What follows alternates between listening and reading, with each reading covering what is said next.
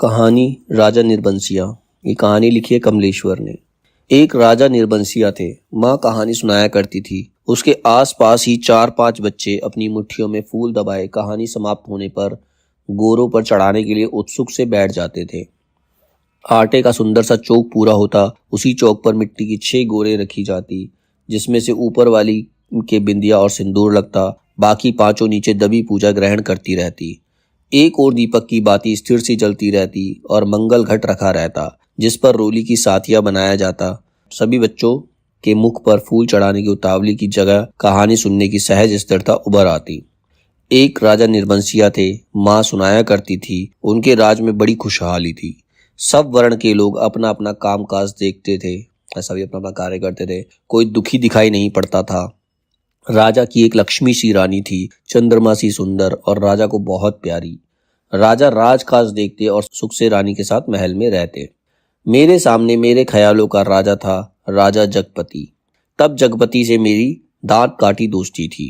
दोनों middle school में पढ़ने जाते, दोनों एक से घर के थे, इसीलिए बराबरी की निपटी थी। मैं मैट्रिक पास करके एक स्कूल में नौकर हो गया और जगपति कस्बे के ही वकील के यहाँ मुहर्रिर हो गया। जिस साल जगपति मुहर्रिर हुआ उसी वर्ष पास के गांव में उसकी शादी हुई, पर ऐसी हुई कि लोगों ने तमाशा बना देना चाहा। लड़की वालों का कुछ विश्वास था कि शादी के बाद लड़की की विदा नहीं होगी, ब्याह हो जाएगा और 7वीं भंवर तब पड़ेगी जब पहली विदा की शायद होगी और तभी लड़की अपने ससुराल जाएगी। जगपति की पत्नी थोड़ी बहुत पढ़ी लिखी थी, पर घर की लीक को कौन मेटे, मतलब जो पीढ़ियां चला आ रहा है, जो परंपरा चली आ रही है, कौन तोड़े। बारात बिना बहू के वापस आ गई और लड़के वालों ने तय कर लिया कि अब जगपति की शादी कहीं और कर दी जाएगी, चाहे कानी लूली से हो, पर वह लड़की अब घर में नहीं आएगी। लेकिन साल खत्म होते होते सब ठीक ठाक हो गया। लड़की वालों ने माफी मांग ली और जगपति की पत्नी अपनी ससुराल आ गई। जगपति को जैसे सब कुछ मिल गया और सास ने बहू की बलैयां लेकर घर की सब चाबियां सौंप दी। गृहस्थी का ढंग बार समझा दिया। जगपति की मां ना जाने कब से आस लगाए बैठी थी। उन्होंने आराम की सांस ली। पूजा पाठ में समय कटने लगा। दोपहरियां दूसरे घरों के आंगन में बीतने लगी, पर सांस का रोग था उन्हें। सो एक दिन उन्होंने अपनी अंतिम घड़ियां गिनते हुए चंदा को पास बुलाकर समझाया था, बेटा, जगपति बड़े लाड़ प्यार का पला है। जब से तुम्हारे ससुर नहीं रहे तब से इसके छोटे छोटे हट को पूरा करती रही।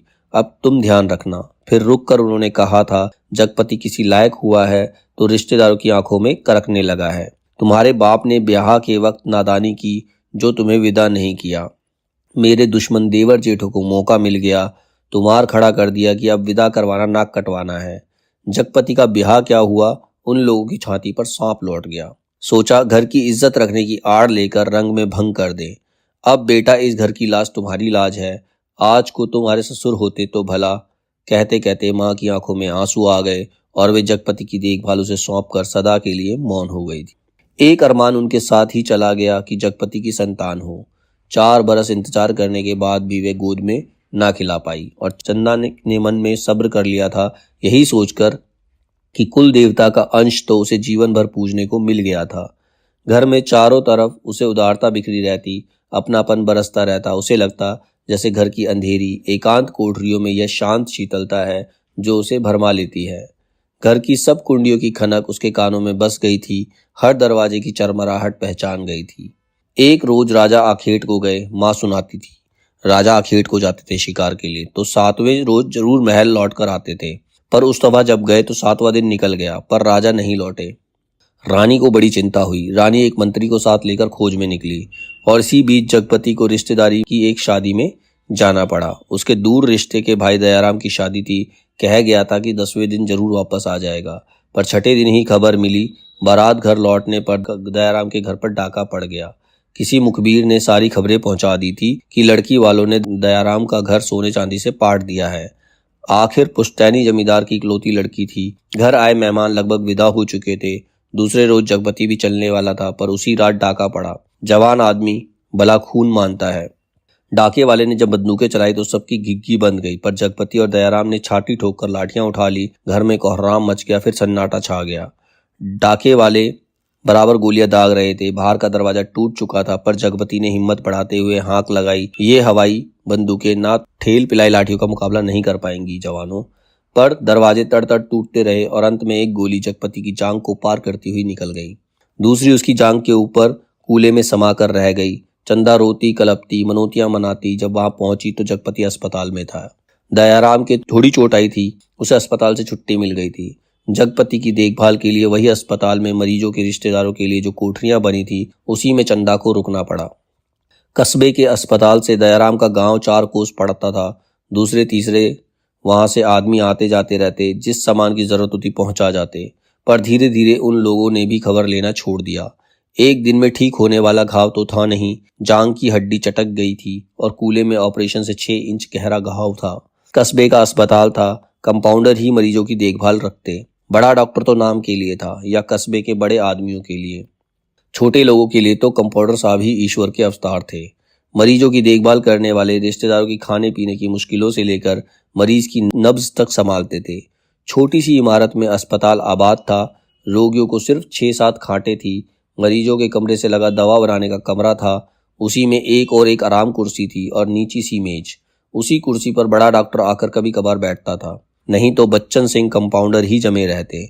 अस्पताल में या तो फौजदारी के शहीद आते या गिरा गिरा के हाथ पैर तोड़ लेने वाले एक आध लोग। छठे छमाह से कोई औरत दिख गई तो दिख गई, जैसे उन्हें कभी रोग घेरता ही नहीं था। कभी कोई बीमार पड़ती तो घर वाले हाल बताकर 8-10 रोज की दवा एक साथ ले जाते और फिर उनके जीने मरने की खबर तक ना मिलती। उस दिन बच्चन सिंह जगपति के घाव की पट्टी बदलने आया तो उसके आने में और पट्टी खोलने में कुछ ऐसी लापरवाही थी जैसे गलत बधी पगड़ी को ठीक से बांधने के लिए खोल रहा हो। चंदा उसकी कुर्सी के पास ही सांस रोके खड़ी थी। वह और रोगियों से बातें करता जा रहा था। इधर मिनट भर को देखता, फिर जैसे अभ्यस्त से उसके हाथ अपना काम करने लगते। पट्टी एक जगह खून से चिपक गई थी। जगपति पूरी तरह करहा उठा। चंदा के मुंह से चीख निकल गई। बच्चन सिंह ने सतर्क होकर देखा तो चंदा मुख में धोती का पल्ला खोसे अपने बेहातुर आवाज दबाने की चेष्टा कर रही थी। जगपति एक बारगी मछली सा तड़प कर रह गया। बच्चन सिंह की उंगलियां थोड़ी सी थरथराई, फिर उसकी बाह पर टप से चंदा का आंसू चू पड़ा। बच्चन सिंह सिहर सा गया और उसके हाथों की अभ्यस्त निठुराई को जैसे किसी मानवीय कोमलता ने धीरे से छू दिया।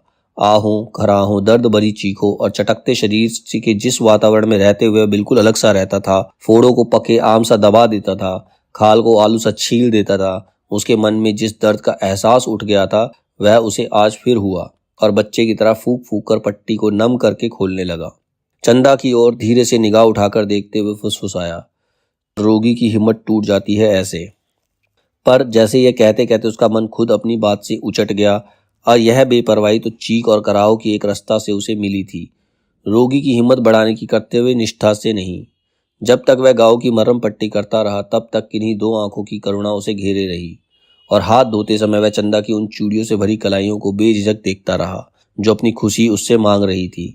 चंदा पानी डालती जा रही थी और बच्चन सिंह हाथ धोते धोते उसकी कलाइयों, हथेलियों और पैरों को देखता जा रहा था। दवा खाने की ओर जाते हुए उसने चंदा के हाथ के इशारे से बुलाकर कहा, दिल छोटा मत करना, जांग का घाव तो 10 रोग में बढ़ जाएगा, कूले का घाव कुछ दिन जरूर लेगा, अच्छी सी दवाई दूंगा। दवाइयां तो ऐसी हैं कि मुर्दों को भी चंगा कर दें, पर हमारे अस्पताल में नहीं आती। तो किसी दूसरे अस्पताल से नहीं आ सकती वो दवाइयां? चंदा ने पूछा। आ तो सकती है, पर मरीज को अपना पैसा खर्चना पड़ता है उनमें, बच्चन सिंह ने कहा। चंदा चुप रह गई तो बच्चन सिंह के मुंह से अनायास ही निकल पड़ा, किसी चीज की जरूरत हो तो मुझे बताना, रही दवाइयां तो सो कहीं ना कहीं से इंतजाम करके ला दूंगा। महकमे से मंगाएंगे तो आते आते महीनों लग जाएंगे, शहर के डॉक्टर से मंगवा दूंगा, ताकत की दवाइयों की बड़ी जरूरत है उन्हें, अच्छा देखा जाएगा। कहते कहते वह रुक गया। चंदा ने कृतज्ञता भरी नजरों से उसे देखा। उसे लगा जैसे आंधी में उड़ते पत्ते को कोई अटकाव मिल गया हो। आकर वह जगपति की खाट से लगकर बैठ गई। उसकी हथेली लेकर वह सहलाती रही, नाखूनों को अपने पोरों से दबाती रही। धीरे धीरे बाहर अंधेरा बढ़ चला। बच्चन सिंह तेल की एक लालटेन लाकर मरीजों के कमरे में एक कोने में रख गया। चंदा ने जगपति की कलाई दबाते दबाते धीरे से कहा, कंपाउंडर साहब कह रहे थे, और इतना कहकर वह जगपति का ध्यान आकृष्ट करने के लिए चुप हो गई। क्या कह रहे थे? जगपति ने अनमने स्वर में बोला, कुछ ताकत की दवाइयां तुम्हारे लिए जरूरी हैं, मैं जानता हूं, पर देखो चंदा, चादर के बराबर ही पैर फैलाए जा सकते हैं। हमारी औकात इन दवाइयों की नहीं है। औकात आदमी की देखी जाती है कि पैसे की? तुम तो देखा जाएगा, कंपाउंडर साहब इंतजाम कर देंगे, उनसे मैं कहूंगी। नहीं चंदा, उधार खाते से मेरा इलाज नहीं होगा, चाहे 1 के 4 दिन लग जाएं इसमें तो।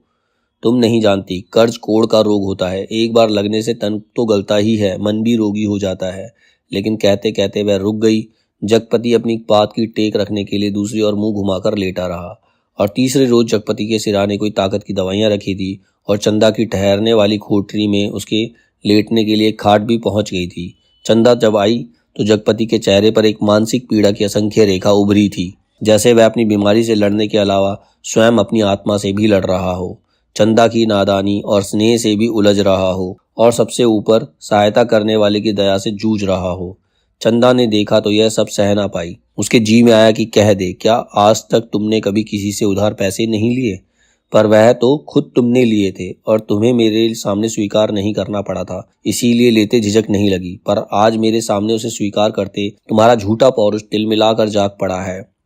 पर जगपति के मुख पर बिखरी हुई पीड़ा में जिस आदर्श की गहराई थी, वह चंदा के मन में चोर की तरह घुस गई और बड़ी स्वाभाविकता के साथ माथे पर हाथ फेरते हुए कहा, ये दवाइयाँ किसी की मेहरबानी नहीं है।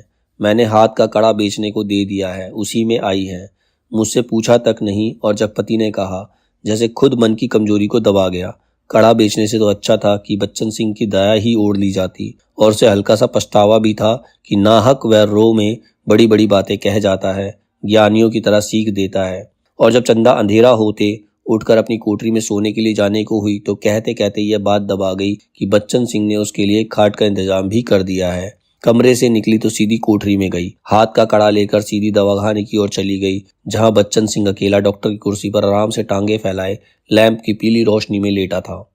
जगपति का व्यवहार चंदा को लग गया था, और यह भी कि वह क्यों बच्चन सिंह का एहसान अभी से लाद ले। पति के लिए जेवर की कितनी औकात है।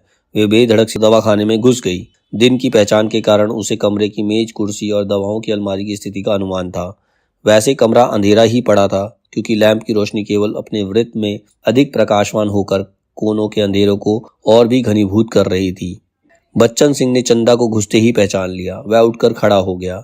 चंदा ने भीतर कदम तो रख दिया, पर सहसा सहम गई, जैसे वह किसी अंधेरे कुएं में अपने आप कूद पड़ी हो। ऐसा कुआं जो निरंतर पतला होता गया है और जिसमें पानी की गहराई पाताल की परतों तक चली गई हो, जिसमें पड़कर वह नीचे धंसती चली जा रही है। नीचे अंधेरा, एकांत, घुटन और पाप। बच्चन सिंह अवाक ताकता रह गया और चंदा ऐसे वापस लौट पड़ी जैसे किसी काले पिशाच के पंजों से मुक्ति मिली हो।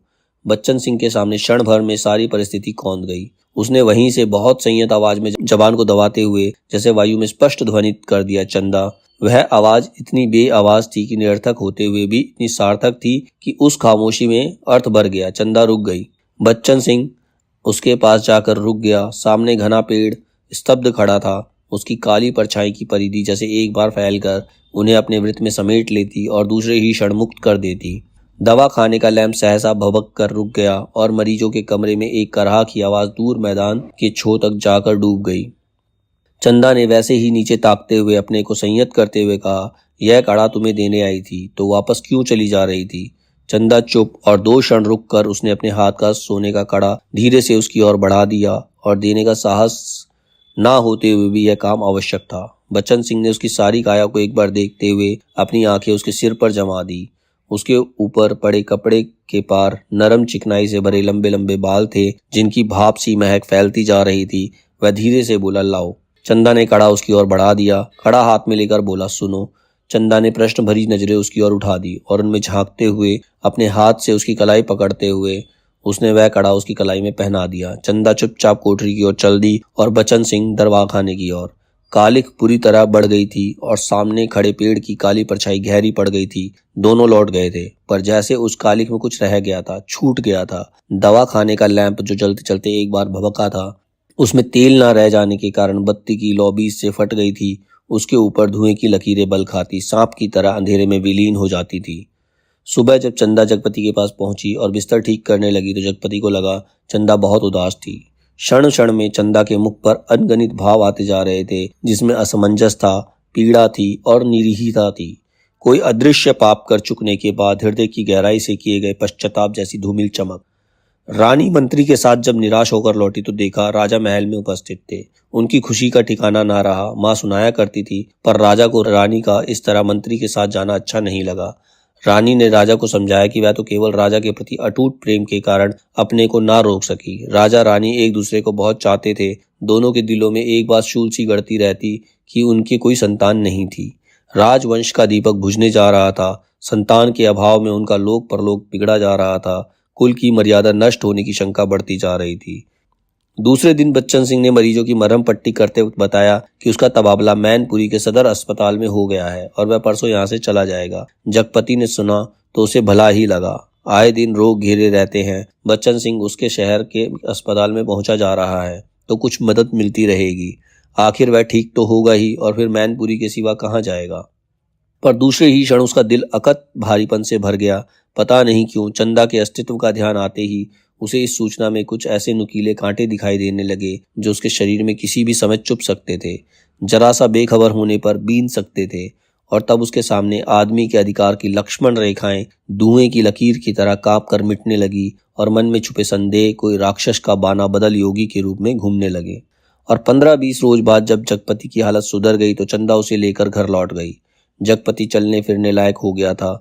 घर का ताला जब खोला तब रात झुक आई थी और फिर उसकी गली में तो शाम से ही अंधेरा झरना शुरू हो जाता था। पर गली में आते आते उन्हें लगा जैसे किसी वनवास काट कर राजधानी लौटे हों। नुक्कड़ पर ही जमुना सुनार की कोठरी से सुनहरी फिंक रही थी, जिसके दराजदार दरवाजों से लालटेन की रोशनी की लकीर झांक रही थी और कच्ची तंबाकू का धुआं रूंदी गली के मुहाने पर बुरी तरह भर गया था। सामने ही मुंशी जी अपनी जिंगला खटिया के गड्ढे में कुप्पी मध्यम प्रकाश में खसरा खतौनी बिछाए मिजान लगाने में मशगूल थे।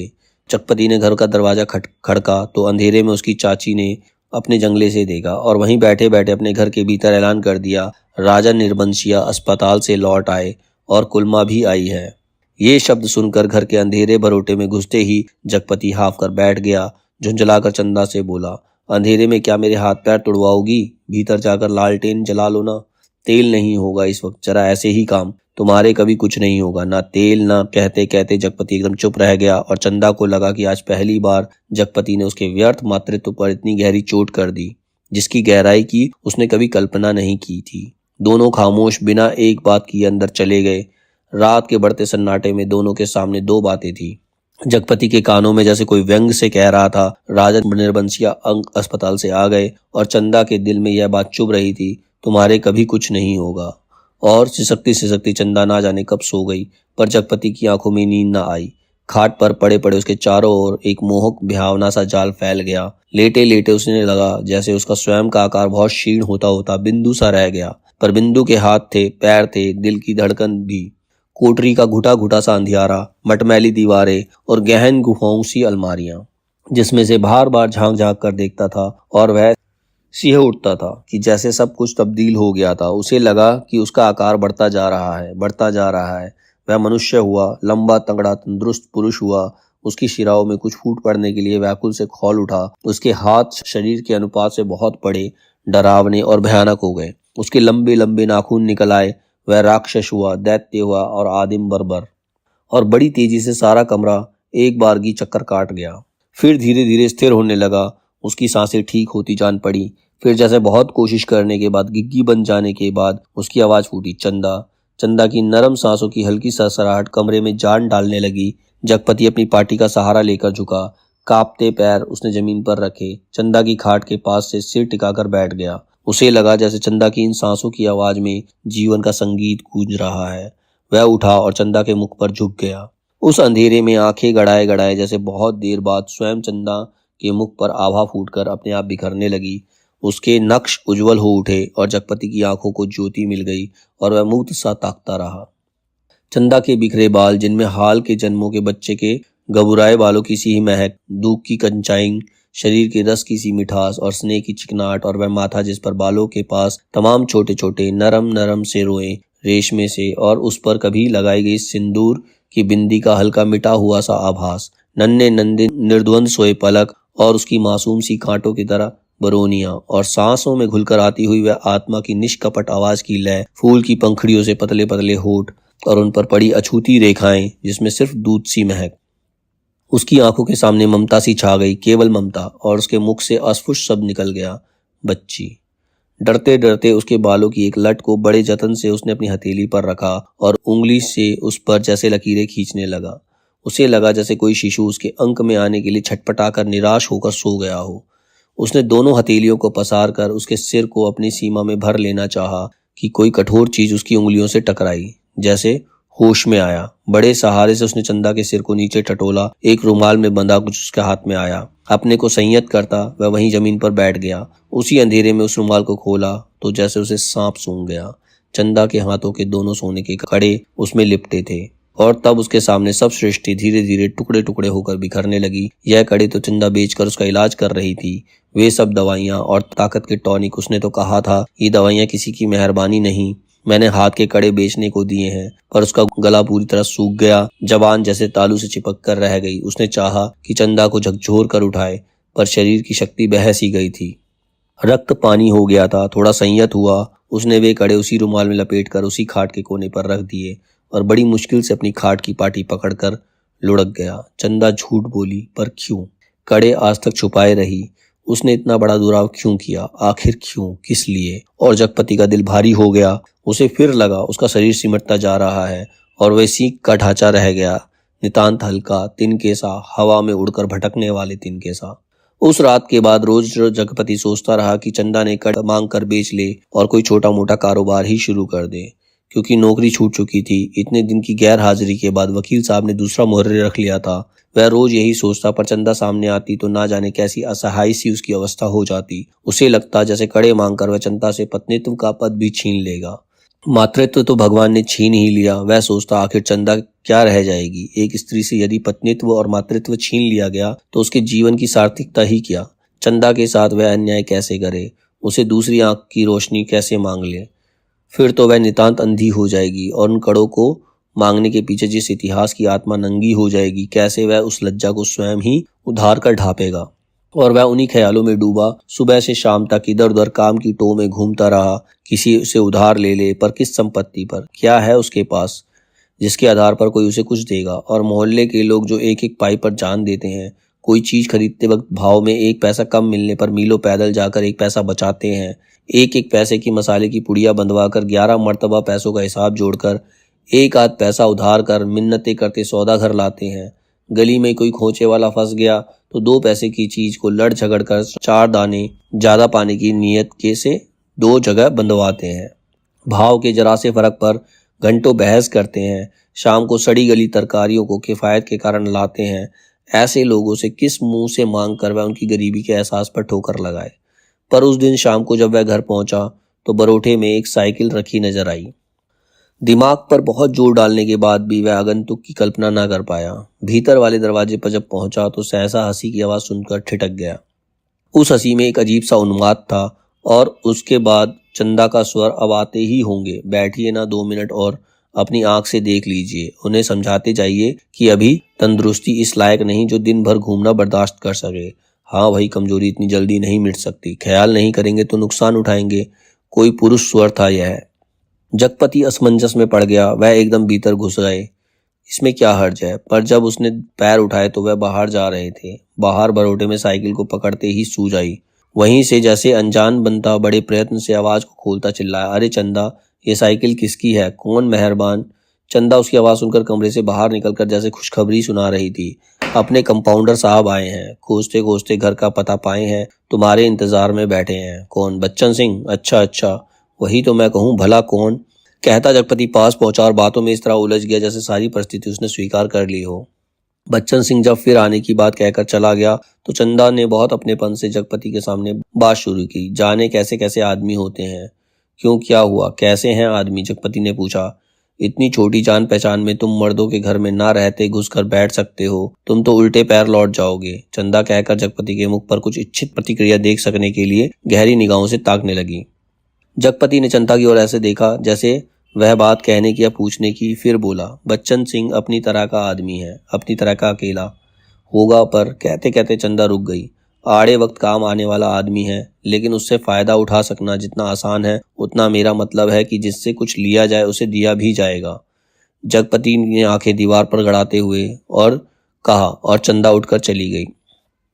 उस दिन के बाद बच्चन सिंह लगभग रोज ही आने जाने लगा। जगपति उसके साथ इधर उधर घूमता भी रहता। बच्चन सिंह के साथ वह जब तक रहता, अजीब सी घुटन उसके दिल को बांध लेती और तभी जीवन की तमाम विषमताएं भी उसकी निगाहों के सामने उभरने लगती। आखिर वह स्वयं एक आदमी है बेकार। यह माना कि उसके सामने पेट पालने की कोई इतनी विकराल समस्या नहीं। वह भूखों नहीं मर रहा, जाड़े में कांप नहीं रहा, पर उसके 2 हाथ पैर है, शरीर का पिंजरा है जो कुछ मांगता है कुछ। और वह सोचता यह क्या कुछ है? सुख? शायद हाँ, शायद नहीं। वह तो दुख में भी जी सकने का आदी है, अभाव में जीवित रह सकने वाला आश्चर्यजनक कीड़ा है। तो फिर वासना? शायद हाँ, शायद नहीं। चंदा का शरीर लेकर उसने उस क्षणिकता को भी देखा। तो फिर धन? शायद हाँ, शायद नहीं। उसने धन के लिए अपने को खपाया है, पर वह भी तो उस अदृश्य प्यास को बुझा नहीं पाया। तो फिर क्या?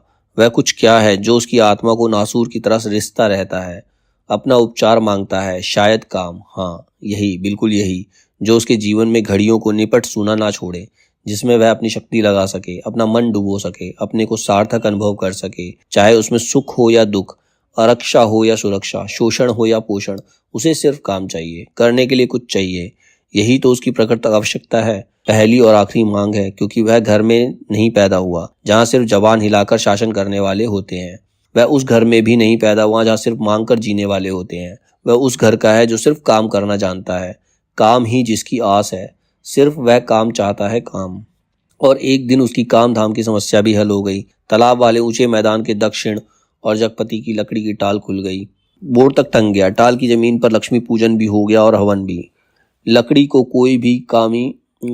कोई कमी नहीं थी। गांव में आने वाली गाड़ियों को इस कारोबार में पैरे हुए आदमियों की मदद से मोल तोल करवा कर वहां गिरवा दिया गया। गांठें एक और रखी गई। चेलों का चट्टा करीने लगा। गुर्रे चीरने के लिए डाल दिए गए। 2-3 गाड़ियों का सौदा करके टाल चालू कर दी गई। भविष्य में स्वयं पेड़ खरीदकर काटने का तय किया गया। बड़ी बड़ी स्कीमें बनी। किस तरह जलाने की लकड़ी को बढ़ाते बढ़ाते एक दिन इमारती लकड़ी की कोठी बनेगी, चीरने की नई मशीन लगेगी। कारोबार बढ़ जाने पर बच्चन सिंह भी नौकरी छोड़कर उसी में लग जाएगा और उसने महसूस किया कि वह काम में लग गया है।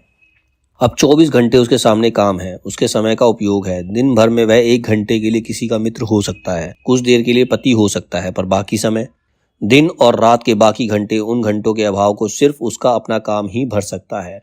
और अब वह कामदार है। वह कामदार तो था, लेकिन जब टाल की उस ऊंची जमीन पर पड़े छप्पर के नीचे तख्त पर वह गल्ला रखकर बैठता, सामने लगे लकड़ियों के ढेर, कटे हुए पेड़ों के तने, जड़ों का लुढ़कता हुआ देखता, तो एक निहरता बरबस उसके दिल को बांधने लगती। उसे लगता एक व्यर्थ पिशाच का शरीर टुकड़े टुकड़े करके उसके सामने डाल दिया गया है। फिर इस पर कुल्हाड़ी चलेगी और इनके रेशे रेशे अलग हो जाएंगे। इन सभी ठडरियों को सुखाकर किसी पैसे वाले के हाथ तक पर तोल कर बेच दिया जाएगा। और तब उसकी निगाहें सामने खड़े ताड़ पर अटक जाती, जिसमें बड़े बड़े पत्तों का सुर्ख गर्दन वाले गिद्ध पर फड़फड़ाकर देर तक खामोश बैठे रहते। ताड़ का काला गडरेदार तना और उसके सामने ठहरी हुई वायु में निस्सहाय कांपती भारहीन नीम की पत्तियां, चकराती झड़ती रहती धूल भरी धरती पर लकड़ी के गाड़ियों के पहियों की पड़ी हुई लीक धुंधली सी चमक उठती और बगल वाले मूंगफली के पेच की एक रस खरखराती आवाज कानों में भरने लगती। बगल वाली कच्ची पगडंडी से कोई गुजर कर टीले के ढलान से तालाब की निचाई से उतर जाता। जितने गंदले पानी में कूड़ा तैरता रहता और सूअर कीचड़ में मुंह डालकर उस कूड़े को रौंदते। दोपहर सिमटती और शाम की धुंध छाने लगती तो वह लालटेन जलाकर छप्पर के खंबे की कील पे टांग देता और उसके थोड़ी देर बाद अस्पताल वाली सड़क से बच्चन सिंह एक काले धब्बे की तरह आता दिखाई देता। गहरे पड़ते अंधेरे में उसका आकार धीरे धीरे बढ़ता जाता और जगपति के सामने जब आकर खड़ा होता तो उसे बहुत विशाल सा लगने लगता, जिसके सामने उसे अपना अस्तित्व डूबता सा महसूस होता। एक आध बिक्री की बातें होती, तब दोनों घर की ओर चल देते। घर पहुंचकर बच्चन सिंह कुछ देर रुकता, बैठता, इधर उधर की बातें करता। कभी मौका पड़ जाता तो जगपति और बच्चन सिंह की थाली भी साथ लग जाती। चंदा सामने बैठकर दोनों को खिलाती। बच्चन सिंह बोलता जाता, क्या तरकारी बनी है, मसाला ऐसा पड़ा है कि उसकी भी बहार है और तरकारी का स्वाद भी ना मरा। होटलों में या तो मसाला ही मसाला रहेगा या सिर्फ तरकारी ही तरकारी। वाह वाह, क्या बात है अंदाज की। और चंदा बीच बीच में टोक कर बोलती जाती, इन्हें तो जब तक दाल में प्याज का भुना घी ना मिले तब तक पेट ही नहीं भरता। या सिरका, अगर इन्हें मिल जाए तो समझो सब कुछ मिल गया हो। पहले मुझे सिरका ना जाने कैसा लगता था, पर अब ऐसा जबान पर चढ़ा कि या इसे कागज की पतली रोटी पसंद ही नहीं आती। अब मुझसे कोई पतली रोटी बनाने को कहे तो बनती ही नहीं, आदत पड़ गई है और फिर मन ही नहीं करता। पर चंदा की आंखें बच्चन सिंह की थाली पर ही जमी रहती। रोटी निपटी तो रोटी परोस दी, दाल खत्म नहीं हुई तो बीच में एक चमचा और परोस दी, और जगपति सिर झुकाए खाता रहता। सिर्फ एक गिलास पानी मांगता। चंदा चौंक कर पानी देने से पहले कहती, अरे तुमने तो कुछ लिया भी नहीं। कहते कहते वह पानी दे देती, और तब उसके दिल पर गहरी सी चोट लगती। ना जाने क्यों वह खामोशी की चोट उसे बड़ी पीड़ा दे जाती, पर वह अपने को समझा लेती। कोई मेहमान तो नहीं मांग सकते थे, भूख नहीं होगी। जगपति खाना खाकर टाल पर लेटने चला जाता, क्योंकि अभी तक कोई चौकीदार नहीं मिला था। छप्पर के नीचे तख्त पर जब वह लेटता तो अनायास ही उसका दिल भर भर आता। पता नहीं कौन कौन से दर्द एक दूसरे से मिलकर तरह तरह की टीस चटक ऐठन पैदा करने लगते। कोई एक रग दुखती तो वह सहलाता भी। जब सभी नसें चटकती हों तो कहाँ कहाँ राहत का अकेला हाथ सहलाए। लेटे लेटे उसकी निगाह ताड़ के उस ओर बनी पुख्ता कब्र पर जम जाती, जिसके सिरहाने कटीला बबूल का एकाकी पेड़ सुन सा खड़ा रहता। जिस कब्र पर एक पर्दानशीन औरत बड़े लिहाज से आकर सवेरे सवेरे बेला और चमेली के फूल चढ़ा जाती, घूम घूम कर उसके फेरे लेती और माथा टेक कर कुछ कदम उदास सी चलकर एकदम तेजी से मुड़कर बिसातियों के मोहल्ले में खो जाती। शाम होते फिर आती, एक दिया बारती, अगर की बत्तियां जलाती, फिर मुड़ते हुए ओढ़नी का पल्ला कंधों पर डालती तो दिए की लो कांपती। कभी कांप कर बुझ जाती, पर उसके कदम बढ़ चुके होते, पहले धीमे थके उदास से और फिर तेज सदे सामान्य से, और वह फिर उसी मोहल्ले में खो जाती। तब रात की तन्हाइयों के बबूल के कांटों के बीच उस साएं साएं करते ऊंचे नीचे मैदान में जैसे उस कब्र से कोई रूह निकल कर निपट अकेली भटकती रहती। तभी ताड़ पर बैठे सुर्ख गर्दन वाले गिद्ध मनहूस सी आवाज में किलबिला उठते और ताड़ के पत्ते भयानकता से खड़बड़ा उठते। जगपति का बदन कांप जाता और भटकती रूह जिंदा रह सकने के लिए जैसे कब्र की ईंटों में बबूल के साया तले दुबक जाती। जगपति अपनी टाकों को पेट से भींच कर कंबल से मुंह छुपा औंधा लेट जाता। तड़के ही ठेके पर लगे लक्कड़हारे लकड़ी चीरने आ जाते। तब जगपति कंबल लपेट कर घर की ओर चला जाता।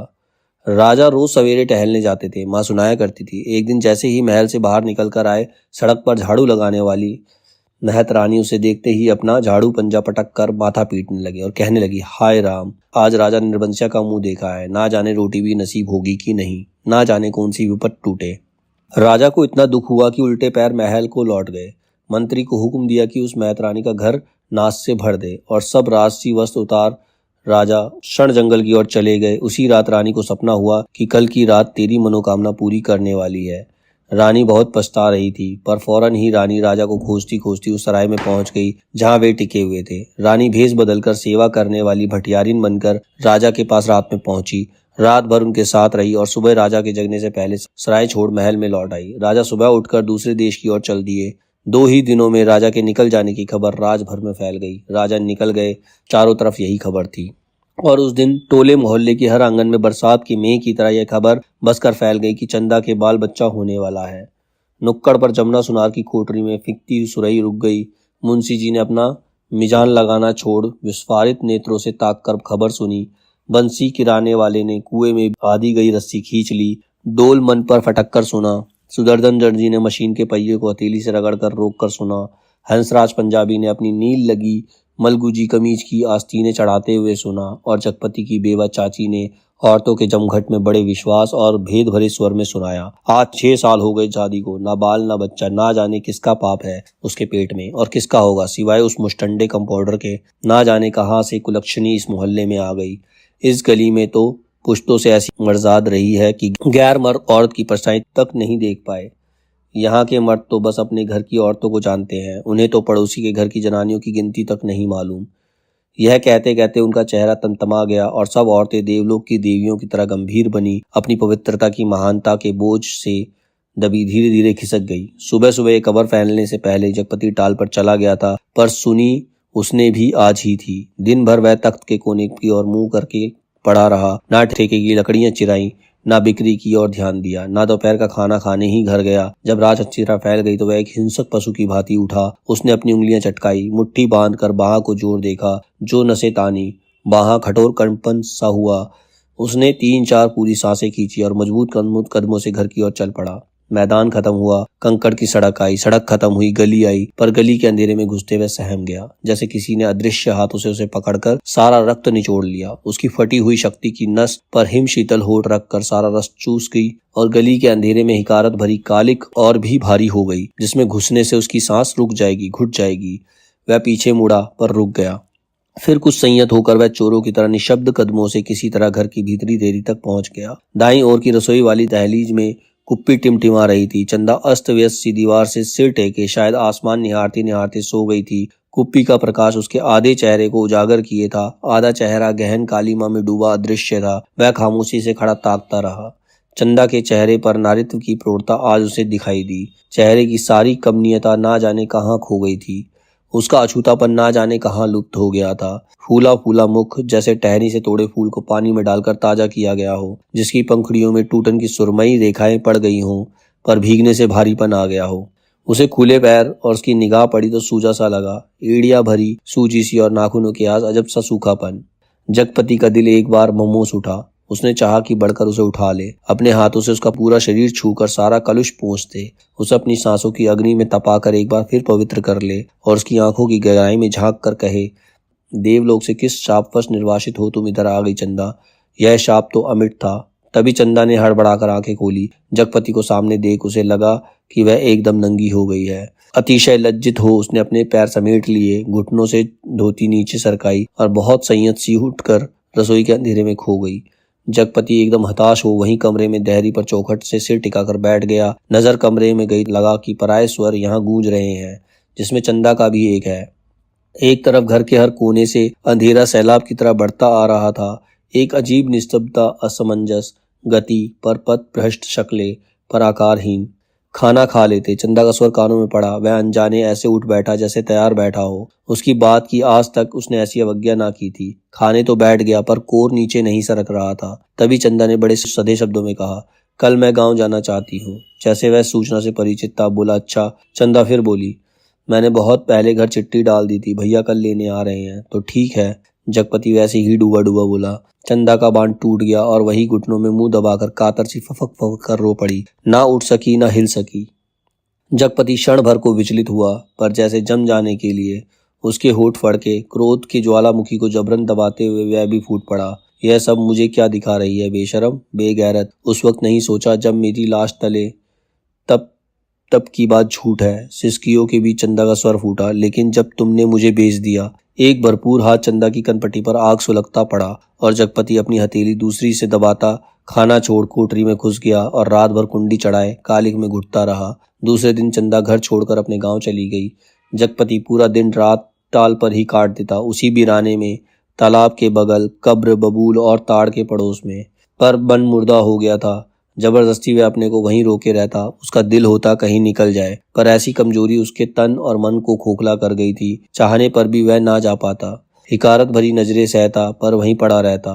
काफी दिनों बाद जब नहीं रहा गया तो एक दिन जगपति घर पर ताला लगा नजदीक के गांव में लकड़ी काटने चला गया। उसे लग रहा था कि अब वह पंगु हो गया है, बिल्कुल लंगड़ा, एक रेंगता कीड़ा जिससे ना आंख है, ना कान, ना मन, ना इच्छा।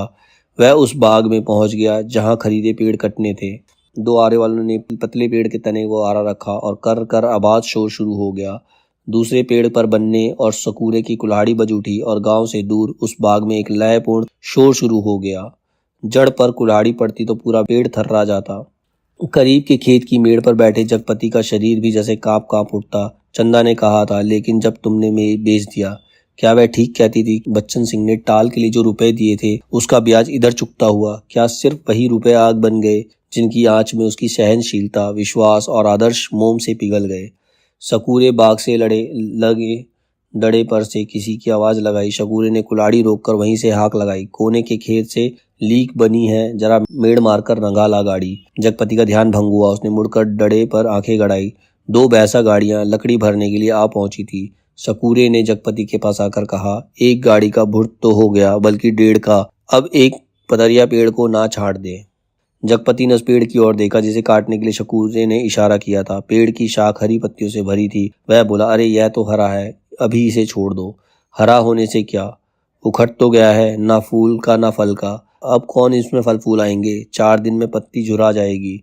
सकूरे ने पेड़ की ओर देखते हुए उस्तादी अंदाज से कहा, जैसा ठीक समझो। जगपति ने कहा और उठकर मेड़ पके कुएं पर पानी पीने चला गया।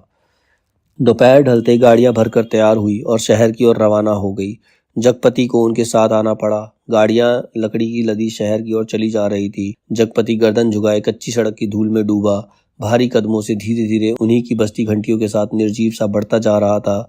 कई बरस बाद राजा परदेश से बहुत सा धन कमाकर गाड़ी में लाद कर अपने देश की ओर लौटे। माँ सुनाया करती थी, राजा की गाड़ी का पहिया महल से कुछ दूर पतेल की झाड़ी में उलझ गया। हर तरह की कोशिश की पर पहिया ना निकला।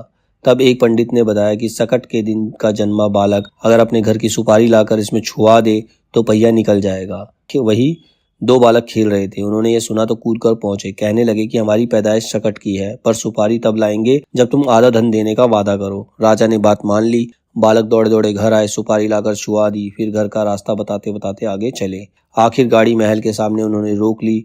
राजा को बड़ा अचरज हुआ कि हमारे ही महल के ये दो बालक कहाँ से आए। भीतर पहुंचे तो रानी खुशी से बेहाल हो गई, पर राजा ने उन बालकों के बारे में पूछा तो रानी ने कहा ये दोनों बालक उन्हीं के राजकुमार हैं। राजा को विश्वास नहीं हुआ। रानी बहुत दुखी हुई। गाड़ियां जब टाल पर आकर लगी तो जगपति तख्त पर हाथ पैर ढीले करके बैठ गया। तो पगडंडी से गुजरते हुए मुंशी जी ने उनके पास आकर बताया, अभी उस दिन वसूली में तुम्हारे ससुराल के नजदीकी गांव में जाना हुआ तो पता लगा कि 15-20 दिन हुए चंदा के लड़का हुआ है। और फिर जैसे मोहल्ले में सुनी सुनाई बातों पर पर्दा डालते हुए बोले, भगवान के राज में देर है अंधेर नहीं जगपति भैया। जगपति ने सुना तो उसने गहरी नजरों से मुंशी जी को ताका, पर वह उसे तीर का निशाना ठीक ठीक नहीं खोज पाया। पर सब कुछ सहन करते हुए बोला, देर और अंधेर दोनों है। अंधेर तो सरासर है, तिरिया चरित्र है सब। बड़े बड़े हार गए। कहते कहते मुंशी जी रुक गए, पर कुछ इस तरह जैसे कोई बड़ी भेद भरी बात है जिसमें उनकी गोल होती हुई आंखें समझा देंगी। जगपति मुंशी जी की तरफ ताकता रह गया। मिनट भर मनहूस सा मौन छाया रहा। उसे तोड़ते हुए मुंशी जी बड़ी दर्द भरी आवाज में बोले, सुन तो लिया होगा तुमने। क्या क्या कहने को जगपति कह गया, पर उसे लगा कि अभी मुंशी जी उस गांव में फैली बातों को ही बड़ी बेदर्दी से कह डालेंगे और उसने नाहक पूछा। तभी मुंशी जी ने उसकी नाक के पास मुंह ले जाते हुए कहा, चंदा दूसरे के घर बैठ रही है, कोई मधुसूदन है वहीं का, पर बच्चा दीवार बन गया है। चाहते तो यही है कि मर जाए तो रास्ता खुले, पर राम जी की मर्जी। सुना है बच्चा रहते वह चंदा को बैठाने को तैयार है। जगपति की सांस गले में अटक कर रह गई। बस आंखें मुंशी जी के चेहरे पर पथराई सी जड़ी थी। मुंशी जी बोले, अदालत से बच्चा तुम्हें मिल सकता है, अब काहे का शर्म लिहाज। अपना कहकर किस मुंह से मांगू बाबा। हर तरफ तो कर्ज से दबा हूं, तन से, मन से, पैसे से, इज्जत से। किसके बल पर दुनिया संजोने की कोशिश करूं। कहते कहते वह अपने में खो गया। मुंशी जी वहीं बैठ गए। जब रात झुकाई तो जगपति के साथ ही मुंशी जी भी उठे। उसके कंधे पर हाथ रखे हुए उसे गली तक लाए। अपनी कोठरी आने पर पीठ सहलाकर उन्होंने उसे छोड़ दिया। वह गर्दन झुकाए गली के अंधेरे में उन्हीं ख्यालों में डूबा ऐसे चलता आया जैसे कुछ हुआ ही ना हो। पर कुछ ऐसा बोझ था जो ना सोचने देता था ना समझने। जब चाची की बैठक के पास से गुजरने लगा तो सहसा उसके कानों में भनक पड़ी, आ गए सत्यानाशी कुलबोरन। उसने जरा सा नजर उठा के देखा तो गली की चाची भोजैया बैठक में जमा थी और चंदा की चर्चा छिड़ी थी, पर वह चुपचाप निकल गया। इतने दिनों बाद ताला खोला और भरोटे के अंधेरे में कुछ सूझ ना पड़ा तो एकाएक वह रात उसकी आंखों के सामने घूम आई जब वह अस्पताल से चंदा के साथ लौटा। बेवा चाची का जहर बुझ तीर, आ गए राजा निर्वंशी अस्पताल से और आज सत्यानाशी कुलबोरन। और स्वयं का यह वाक्य जो चंदा को छेद गया था, तुम्हारे कभी कुछ ना होगा। उस रात की शिशु चंदा, चंदा का लड़का हुआ है, वह कुछ और जनती, आदमी का बच्चा ना जनती। वह कुछ भी जनती, कंकड़ पत्थर। वह नारी ना बनती, बच्ची ही बनी रहती। उस रात की शिशु चंदा। पर चंदा यह सब क्या करने जा रही है। उसके जीते जी वह दूसरों के घर बैठने जा रही है। कितने बड़े पाप में धकेल दिया चंदा को। पर उसे भी तो कुछ सोचना चाहिए, आखिर क्या। पर मेरे जीते जी तो यह सब अच्छा नहीं। वह इतनी घृणा बर्दाश्त करके भी जीने को तैयार है, या मुझे जलाने को। वह मुझे नीच समझती है, कायर। नहीं तो एक बार खबर तो लेती, बच्चा हुआ तो पता लगता। पर नहीं, वह उसका कौन है, कोई भी नहीं। औलाद की तो वह स्नेह की धुरी है जो आदमी औरत के पहियों को साध कर तन के दलदल से पार ले जाती है। नहीं तो हर औरत वैश्य है और हर आदमी वासना का कीड़ा। तो क्या चंदा औरत नहीं रही। वह जरूर औरत थी, पर स्वयं मैंने उसे नरक में डाल दिया। वह बच्चा मेरा कोई नहीं, पर चंदा तो मेरी है। एक बार उसे ले आता, फिर यहाँ रात के मोहक अंधेरे में उसके फूल से अधरों को देखता, निर्द्वंद सोई पलकों को निहारता, सांसों की दूध सी अछूती महक को समेट लेता। आज का अंधेरा, घर में तेल भी नहीं जो दिया जला ले। और फिर किसके लिए, कौन जलाए। चंदा के लिए। वह उसे तो बेच दिया था। शिवा चंदा के कौन सी संपत्ति उसके पास थी जिसके आधार पर कोई कर्ज देता। कर्ज ना मिलता तो यह सब कैसे चलता। काम पेड़ कहाँ से कटते। और तब शकूरे के वे शब्द उसके कानों में गूंज गए, हरा होने से क्या, उखड़ तो गया है। वह स्वयं भी तो एक उगता हुआ पेड़ है, ना फल का ना फूल का, सब व्यर्थ ही तो है। जो कुछ सोचा उस पर कभी विश्वास न कर पाया। चंदा को चाहता रहा पर उसके दिल में चाहत न जगा पाया। उसे कहीं से एक पैसा मांगने पर डांटता रहा पर खुद लेता रहा। आज वह दूसरे के घर बैठ रही है, उसे छोड़कर वह अकेला है। हर तरफ बोझ है जिसमें उसकी नस नस कुचली जा रही है, रग रग फट गई है और किसी तरह टटोल टटोल कर भीतर घर में पहुंचा। रानी अपने कुल देवता के मंदिर पहुंची। माँ सुनाया करती थी अपने सतीत्व को सिद्ध करने के लिए उन्होंने घोर तपस्या की। राजा देखते रहे। कुल देवता प्रसन्न हुए। उन्होंने अपनी दैवी शक्ति से दोनों बालकों को तत्काल जन्मे शिशुओं में बदल दिया। रानी की छाती में दूध भर आया और उसमें धार फूट पड़ी जो शिशुओं के मुंह में गिरने लगी। राजा को रानी के सतीत्व का सबूत मिल गया और उन्होंने रानी के चरण पकड़ लिए और कहा कि तुम देवी हो, ये मेरे पुत्र हैं। और उस दिन से राजा ने फिर से राजकाज संभाल लिया। पर उसी रात जगपति अपना सारा कारोबार त्याग अफीम और तेल पीकर मर गया, क्योंकि चंदा के पास कोई दैवी शक्ति नहीं थी। जगपति राजा नहीं, बच्चन सिंह कंपाउंडर का कर्जदार था। राजा ने दो बातें की, माँ सुनाती है। एक तो रानी के नाम उन्होंने बहुत बड़ा मंदिर बनवाया और दूसरे राज के नए सिक्के पर बड़े राजकुमार का नाम गुदवाकर चालू किया, जिससे राज भर में अपने उत्तराधिकारी की खबर हो जाए। जगपति ने मरते वक्त दो पर्चे छोड़े, एक चंदा के नाम, दूसरा कानून के नाम। चंदा को उसने लिखा, चंदा मेरी अंतिम चाह यही है कि तुम बच्चे को लेकर चली आना। अभी 1-2 दिन मेरी लाश की दुर्गति होगी, तब तक तुम ना आ सकोगी। चंदा आदमी को पाप नहीं पश्चाताप मारता है। मैं बहुत पहले मर चुका था, बच्चे को लेकर जरूर चली आना।